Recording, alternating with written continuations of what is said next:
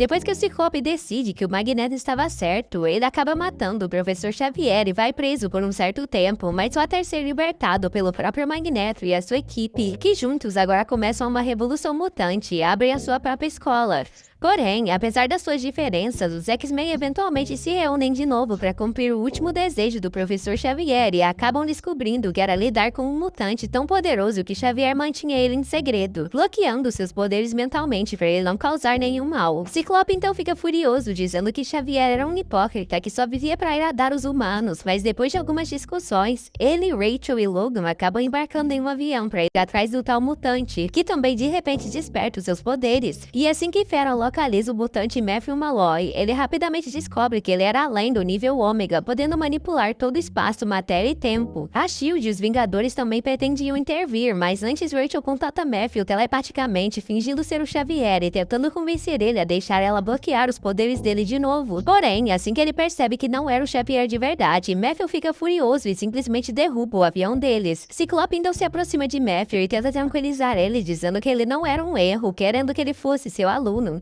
Scott começa a contar sua própria história e como ele percebeu que Xavier estava errado, já que a humanidade nunca gostou deles, não importando o que fizesse. Mas como Matthew ainda estava muito confuso, dizendo que ele já tinha matado muitas pessoas sem querer, incluindo seus pais, ele acaba perdendo o controle de novo e destrói uma montanha inteira, o que Ciclope ainda assim ignora e insiste em recrutar ele para sua revolução, e até quando Magneto aparece dizendo que ele foi longe demais, Matthew só lança ele para longe. Porém, no momento que a SHIELD finalmente intervém e acaba matando Scott e magia, Matthew perde a cabeça e começa a praticamente exterminar todos os mutantes. Os alunos do Ciclope então percebem que a situação não estava nada promissora e Eva Bell decide usar seus poderes de viagem no tempo para voltar até o Xavier no passado e contar que os seus bloqueios mentais não seriam suficientes para Matthew. E apesar de Xavier inicialmente recusar, dizendo que assassinato era errado e que viajar no tempo era ainda pior, depois de muita insistência, ele acaba concordando em ajudar e os dois viajam ainda mais pro passado e Xavier implanta um pensamento no pai de Matthew para que ele nunca tenha a ideia de falar com a mãe de Matthew, impedindo assim o nascimento do mutante. Os dois então voltam pro seu tempo e depois que Xavier apaga as memórias de tudo aquilo da sua própria mente, Eva vai até Ciclope e ameaça ele de voltar no tempo e matar ele se Scott não parasse com essa sua revolução estúpida.